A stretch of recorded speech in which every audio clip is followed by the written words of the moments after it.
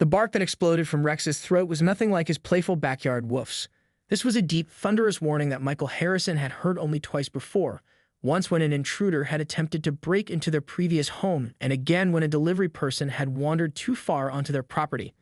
Michael's head snapped up from his laptop, fingers freezing mid-sentence on the security protocol he'd been drafting. "What is it, boy?" he whispered, immediately alert. Rex, a magnificent Belgian Malinois with 20 months of professional security training, stood rigid at the living room window, ears forward, body tense as a drawn bow. Michael moved to his side, peering through the curtains at the fence perimeter of his 3-acre property. There they were, 3 figures in matching blue windbreakers with Oak Ridge Estates HOA embroidered on the back, moving along his fence line with what appeared to be measuring tools and clipboards. One woman, her platinum blonde hair styled in an immaculate bob, pointed authoritatively toward Michael's custom-built kennel facility.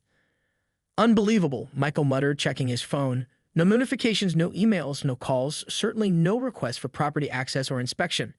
After 15 years as a military K-9 handler and now running his own service dog training business, Michael Harrison knew a thing or two about boundaries and protocol. When he purchased this rural property 8 months ago, he'd done his homework. The land sat at the very edge of the Oak Ridge Estates development, and while technically within HOA jurisdiction, he'd secured specific variances for his training facilities before signing any paperwork. Rex gave another warning growl as the trio unlatched Michael's gate and stepped onto his property. "Easy, boy." Michael rested his hand on Rex's head. "Let's go have a conversation about trespassing laws." As Michael stepped onto his front porch, the blonde woman was already mid-stride across his lawn, her face set in what could only be described as determined disapproval. Her companions, a thin man with a receding hairline and a younger woman who looked like she'd rather be anywhere else, followed several paces behind. "Mr. Harrison, I presume." The blonde didn't wait for confirmation. "I'm Diane Shelton, president of the Oak Ridge Estates Homeowners Association. We've received multiple complaints about your operation here." She gestured dismissively toward the state-of-the-art kennel facility visible behind the house. Michael crossed his arms. "Interesting. I wasn't aware that addressing complaints involved trespassing on private property without notice or permission." Diane's smile tightened fractionally. "As HOA representatives, we have the right to inspect properties for covenant violations, and based on initial observation, you have several. Is that so?" Michael kept his voice measured, though Rex remained alert at his side. "And what's your legal basis for entering my property without my consent or prior notification?" Section 7, paragraph C of the covenant clearly states that any inspections require 48 hours written notice. Michael finished for her. "I've read the documents thoroughly, Ms. Shelton. I haven't received any notice." Behind Diane, the younger woman shifted uncomfortably, while her male companion's attention had fixed entirely on Rex, whose disciplined stillness somehow seemed more intimidating than any barking would have been. "Well," Diane's voice hardened as she pulled out her phone, "perhaps you'd like to explain these." She thrust the screen toward Michael, showing photographs of his property clearly taken from beyond his fence line. "Your kennel violates our outbuilding restrictions, your fence exceeds height limitations, and frankly, the constant barking is disturbing everyone's peace." What Diane Shelton didn't know was that Michael Harrison had dealt with far more intimidating adversaries than an overreaching HOA president. What she also didn't know was that the day's events were about to set in motion a neighborhood conflict that would become local legend. Michael took a deep breath, years of military discipline keeping his rising irritation in check. "Ms. Shelton, I have written documentation of the variances granted for my property before I ever closed on it. The kennel, the fence height, all approved by your board's predecessor." "Previous approvals can be revoked," Diane replied with the confidence of someone unused to being challenged. "The current board has different standards for our community's appearance and tranquility." The younger woman behind Diane finally spoke up. Diane, I don't think we actually voted on." "Not now, Jessica." Diane cut her off sharply, without taking her eyes off Michael. Rex hadn't moved a muscle, but his focused attention seemed to make the thin man increasingly nervous. He kept inching backward toward the gate they'd entered through. "I'd like you all to leave my property now," Michael said calmly. "Any concerns you've had can be addressed through proper channels, beginning with a written notice required by your own bylaws." Diane crossed her arms, manicured nails tapping against her clipboard. "And if we're not finished with our inspection?" Michael gave a slight whistle, barely audible to human ears. Immediately, from around the corner of the house, came 2 more Belgian Malinois, moving with silent precision to flank Rex. Unlike Rex, who was in a passive guard stance, these 2 sat at perfect attention, their discipline impeccable. "Then you be continuing to trespass," Michael replied evenly. "And while my dogs are extremely well trained, they're also specifically trained to respond to trespassers. Would you like a demonstration?" The color drained from the thin man's face. Diane, we should go. We can come back with proper. These intimidation tactics won't work, Mr. Harrison, Diane snapped, though she had taken an involuntary step backward. This is a respectable neighborhood, not some military compound. Speaking of which, Michael reached into his pocket and removed his phone. I have been recording this entire exchange. Additionally, my security cameras have been capturing your unauthorized entry and inspection. I'm sure the sheriff would find it interesting, as would your HOA insurance carrier. Jessica, the younger board member, tugged at Diane's sleeve. We really should follow procedure on this one. Michael noticed Jessica's name badge included secretary beneath her name. At least someone on the board seemed to understand the potential liability issues at play. Diane's face had transformed into a rigid mask of barely contained fury. Fine. You'll receive your notice, Mr. Harrison. But this isn't over. She turned with military precision of her own and began marching back to the gate, her kitten heels puncturing small divots in Michael's pristine lawn with each forceful step. The thin man practically jogged to keep up with her, while Jessica lingered momentarily. I'm sorry about this, she said quietly. I tried to tell her we needed to send notice first. Michael nodded. I appreciate that. You might want to review the property variance documentation on file before you waste more of everyone's time. After they departed, Michael spent the afternoon placing calls, first to his real estate attorney, then to several neighbors he'd become friendly with. By evening, he had a clearer picture of the situation. Diane Shelton had only been elected HOA president 3 months ago, but had already managed to antagonize half the neighborhood with arbitrary rule enforcement and steep fines. 2 days later, the certified letter arrived. Not only was Michael being cited for his kennel and fence, but the notice now included additional alleged violations: excessive security cameras, improper storage of training equipment visible from certain angles, and business activities prohibited by covenant. The letter ended with a demand: dismantle the kennel, lower the fence, and cease all dog training activities within 14 days or face daily fines of $250. That evening, as Michael reviewed the documentation with his attorney via video call, he heard tires on his gravel driveway. Looking outside, he saw Jessica from the HOA board hurriedly approaching his front door alone, glancing nervously over her shoulder as if worried about being seen.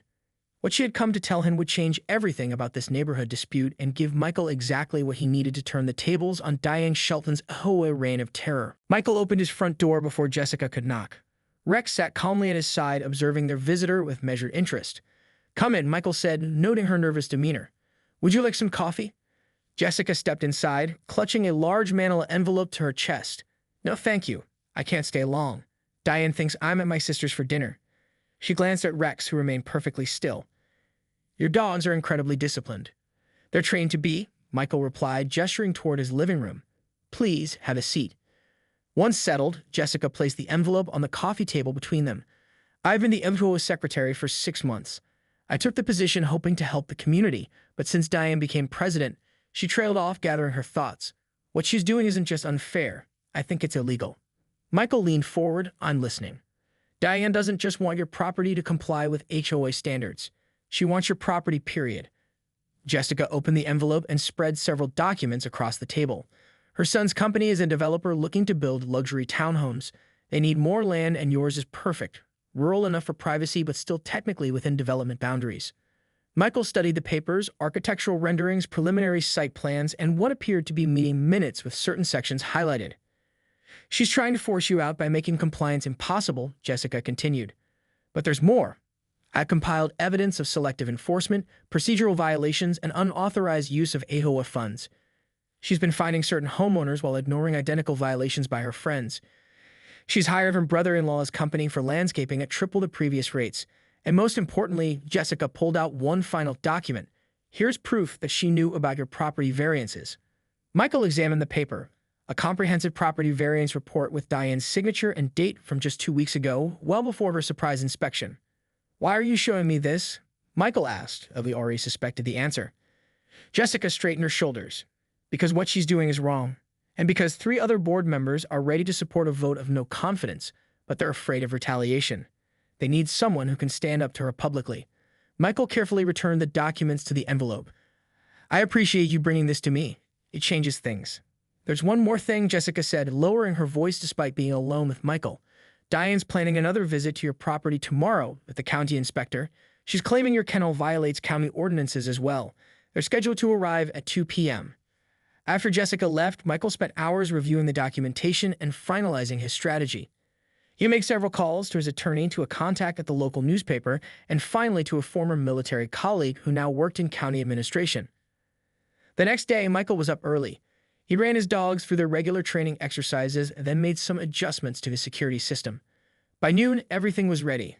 At precisely 1:58 p.m., a county vehicle pulled up, followed closely by Diane's gleaming white SUV. From his security monitors, Michael watched as Diane greeted the inspector with practiced charm. Two other HOA members, the nervous thin man from before and a silver-haired woman Michael hadn't met, stood by. Michael opened his front door and stepped onto the porch before they reached it. Rex and his two companions sat in perfect formation behind him. "Good afternoon," Michael called pleasantly. "Before we begin, I believe there are some matters that need clarification." Diane's smile tightened. "Mr. Harrison, this is Inspector Davis from the county. He's here to evaluate your non-compliant structures." The inspector, a solid man in his 50s with a no-nonsense demeanor, nodded formally. "Mr. Harrison." "Inspector Davis," Michael acknowledged. "Before you proceed, I'd like to confirm you've received the updated documentation from the county office regarding my property's commercial training facility designation and the associated permits." The inspector looked confused. "I don't believe I have." "That's odd," Michael replied. "My understanding is that Commissioner Blackwell sent them over this morning after our conversation. Perhaps check your email." As the inspector pulled out his phone, Michael could see Diane's confident expression beginning to falter. "In the meantime," Michael continued, "I've prepared copies of all relevant documentation." He handed a folder to the inspector, including the approved HOA variances for this property, signed by Ms. Shelton herself just 2 weeks ago. Diane's face flushed red. "That's absurd. I never." "Your signature is quite distinctive, Ms. Shelton," Michael cut in smoothly, as the county prosecutor's office agreed when they reviewed these documents this morning. The silver-haired woman turned to Diane with raised eyebrows. "You told us there were no variances on record." As the inspector scrolled through his emails, his expression changed. "Ah, here they are. Yes, it seems there was some confusion. According to this, the property is properly zoned and permitted for K-9 training activities." He looked at Michael with new respect. "Commissioner Blackwell mentioned you trained her department's search and rescue dogs last year." "I did," Michael confirmed. Diane's composure was crumbling visibly, but she made one last attempt. "That doesn't change the HOA covenant violations." "Actually," interrupted a new voice, "I believe it does." Everyone turned to see Jessica walking up the driveway, accompanied by two other people Michael recognized from his neighborhood meetings. The confrontation that followed would permanently reshape the power dynamics of Oak Ridge Estates and teach Diane Shelton a lesson she would never forget about the dangers of targeting the wrong property owner. "Jessica, what are you doing here?" Diane demanded, her voice sharp with betrayal. "And Robert, Margaret, this is an official HOA inspection." Robert Chen, the HOA treasurer, stepped forward with a confidence that seemed to surprise even him. "That's precisely why we're here, Diane. As board members, we have every right to be present for official business." Margaret Wallace, who headed the landscaping committee, nodded firmly, especially when that business involves potential legal liabilities for the association. Inspector Davis cleared his throat. "Perhaps I should give you folks a moment to sort this out." He turned to Michael. "Mr. Harrison, your permits and zoning appear to be in order. I see no county violations here." "Thank you, Inspector," Michael replied, maintaining his composed demeanor. "I appreciate your time." As the inspector returned to his vehicle, Michael could see Diane's carefully constructed facade crumbling. Her gaze darted between the departing inspector and her fellow board members who now stood with Jessica. "I don't know what kind of coup you think you're staging," Diane hissed, "but this is highly inappropriate." "What's inappropriate," Jessica responded, "is using your position to target homeowners for personal gain." She turned to Michael. "We've called an emergency board meeting for tomorrow evening. We'd like you to attend and present what you found." The thin man who had remained silent until now finally spoke up. "Diane, I think we should leave." "Not yet, Alan," Robert interrupted. "There's something else." He produced a tablet and tapped the screen several times before turning it toward Diane. "We've been reviewing the HOA's financial records. Care to explain why your brother-in-law's company is billing us for landscaping services on Mr. Harrison's property frontage, services that were clearly never performed?" Diane's face went from flushed to ashen. That's a clerical error." "Along with the 17 other clerical errors we've identified," Margaret asked, her tone deceptively gentle. Michael watched the exchange with the tactical patience he'd honed during his military years. As fascinating as this neighborhood power struggle was, he had his own objective to secure. "Ms. Shelton," he said, drawing everyone's attention, "I believe we have two paths forward here. His $3 remained perfectly positioned behind him, their disciplined presence adding weight to his words. The first involves lawyers, county prosecutors, and likely media attention regarding HOA fraud and targeted harassment. He paused, letting the implications sink in. Rex, sensing the tension, moved to sit directly beside Michael, a silent reminder of the man's expertise. The second path, Michael continued, is simpler. You rescind all violation notices against my property, acknowledge in writing the legitimacy of my previously approved variances, and agree to a formal HOA policy that prohibits board members from entering any property without written permission or proper notice. The assembled group fell silent. Even the birds seemed to pause their afternoon songs. And if I choose the second option, Diane finally asked, her voice barely audible, then I have no reason to share what I know about your son's development plans or your attempts to drive down my property value. Michael's gaze was unwavering. My only interest is protecting my home and business. Robert and Margaret exchanged glances. Clearly, they hadn't known about this additional layer to Diane's actions. You have until the emergency meeting tomorrow to decide, Jessica said, stepping forward. In the meantime, as acting secretary, I'm documenting that today's inspection found no violations on Mr. Harrison's property. As the group began to disperse, Michael noticed a car parked across the street. A woman with a professional camera was capturing the entire scene from a distance, right on time. His call to the local newspaper's investigative reporter had paid off. That evening, Michael received 3 separate calls from neighbors he barely knew, each expressing support and sharing their own stories of run-ins with Diane's draconian rule enforcement. Word was spreading throughout Oak Ridge Estates faster than even he had anticipated. The next morning, a formal email arrived from the HOA board. The emergency meeting had been canceled. Instead, the message announced Diane Shelton's immediate resignation from the board for personal reasons. All pending violation notices were being reviewed and temporarily suspended. Michael was reading this email on his front porch when a black sedan pulled into his driveway. A distinguished man in his 60s emerged, walking with the unmistakable bearing of someone with military experience. Major Harrison, the man called out, Colonel Westfield, retired. Michael stood, immediately recognizing the name. Colonel, you live in Oak Ridge. 3 streets over, Westfield confirmed, extending his hand. Been watching this situation unfold with great interest. The board has asked me to step in as interim president until proper elections can be held. As they shook hands, Rex approached and sat at attention, recognizing another alpha personality. Fine animal, Westfield commented. Belgian Malinois served with a few in Afghanistan. Exceptional workers. The best, Michael agreed. Which brings me to why I'm here, Westfield said. The county sheriff's department has been trying to rebuild their K-9 unit after budget cuts. I believe you might be exactly who they need to consult. Michael raised an eyebrow. Is that so? Westfield smiled.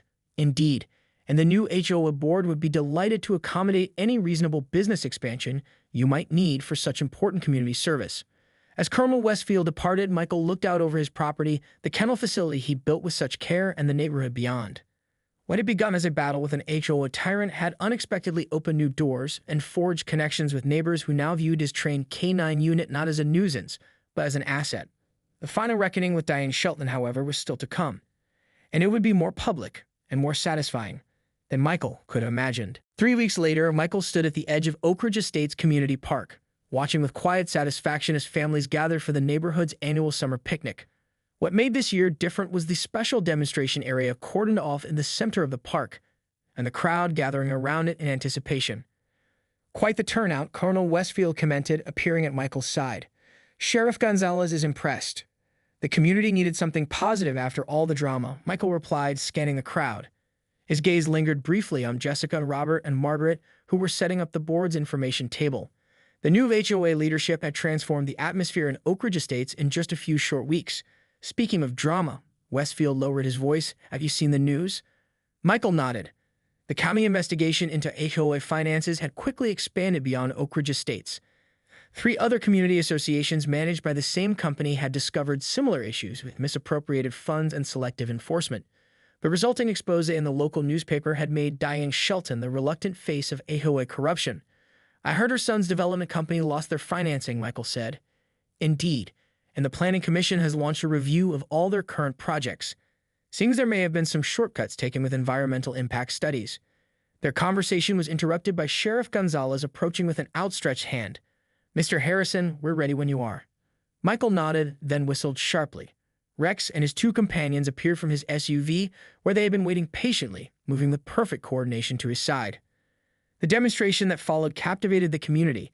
Michael and his dogs showcased search and rescue techniques, obedience drills, and security responses. Children watched wide-eyed as Rex navigated complex obstacle courses and detected hidden objects with remarkable precision. Parents observed with newfound appreciation as Michael explained how properly trained service dogs could perform vital community functions. And this, Michael announced for the end of the demonstration, is why proper training facilities are so essential. As if on cue, Sheriff Gonzalez stepped forward, which is why the county is pleased to announce our new partnership with Harrison K9 Training. Starting next month, Mr. Harrison's facility will help train our new department dogs, as well as offering community classes for responsible pet ownership. The applause was interrupted by a commotion at the park entrance. Heads turned to see Diane Shelton, accompanied by a man who appeared to be her attorney, striding purposefully toward the HOA information table. "This is a public meeting," she was saying loudly. "I have every right to be here." Jessica stood her ground. "No one said you couldn't attend, Diane. But the board documents you're demanding were submitted to the county prosecutor yesterday." "This is harassment," Diane snapped, her voice carrying across the suddenly quiet park. "First, that dog trainer cost my son's company millions with his false accusations, and now the entire neighborhood turns against me." She seemed oblivious to the crowd watching, or perhaps she was playing to them. Either way, she continued her tirade, gesturing wildly toward Michael's demonstration area. "You all complained about the dogs before he moved in. Now suddenly everyone's forgotten the noise, the safety concerns." Actually, a woman's voice cut through Diane's rant. "You were the only one who complained, Diane." The crowd parted as Eleanor Winters, an elderly resident who rarely attended community functions, stepped forward with her small terrier on a leash. "I've lived here for 23 years, Eleanor continued. "When Mr. Harrison moved in, you came to my door personally, asking me to sign a petition about dangerous dogs in the neighborhood. You claimed there had been multiple complaints." "I never," Diane began. "You told me the same thing," called another resident. "And me," added a third. Michael remained where he stood, Rex sitting calmly at his side as the community he'd barely known 3 weeks earlier rallied around him. The irony wasn't lost on him. The very dogs Diane had tried to use as leverage to force him out had become the neighborhood's proudest feature. Diane's attorney whispered something in her ear, tugging gently at her elbow. Whatever fight had been driving her forward seemed to deflate as she looked around at the united front of neighbors. Without another word, she allowed herself to be led back toward the parking area. As the picnic resumed its festive atmosphere, Sheriff Gonzalez turned to Michael. "Think we could add a community day like this to our K9 program? Great for public relations." "I believe that could be arranged," Michael agreed. By evening, as Michael helped the cleanup crew collect the last of the demonstration equipment, Jessica approached with 2 other board members. "We have something for you," she said, handing him an official-looking document. The board voted unanimously. "We're establishing new HOA guidelines that specifically protect and support service animal training on all properties within Oak Ridge Estates." Robert nodded. "And we're creating a community safety committee. We'd like you to chair it, if you're willing." Michael looked down at Rex, who sat watching the exchange with intelligent eyes. "What do you think, boy? Should we help these folks out?" Rex's answering bark was decisive and clear. 6 months later, Michael's training facility had doubled in size. The County K9 program operated from a new building on his property, bringing with it additional variances and tax benefits. The weekly community dog training classes had a waiting list, and 3 of his Oak Ridge neighbors had adopted service dogs of their own. The lawsuit Diane Shelton filed against the HOA had been dismissed with prejudice, the judge citing overwhelming evidence of procedural misconduct on her part. Her son's development company had relocated to another county, and Diane herself had finally sold her house and moved away. On a crisp autumn morning, as Michael ran his expanded pack of training dogs along the perimeter of his property, he reflected on how a trespassing HOA president had inadvertently transformed both his business and his place in the community. He had moved to Oak Ridge seeking privacy and space for his work. Instead, he found something he hadn't realized he was missing after years of military service: a community where both he and his K9 unit truly belonged. As if reading his thoughts, Rex ran ahead and circled back to Michael's side, alert and ready for whatever challenge came next. Together, they had taught more than just Diane Shelton a lesson. They had shown an entire neighborhood the value of standing united against bullying and corruption, one perfectly executed command at a time.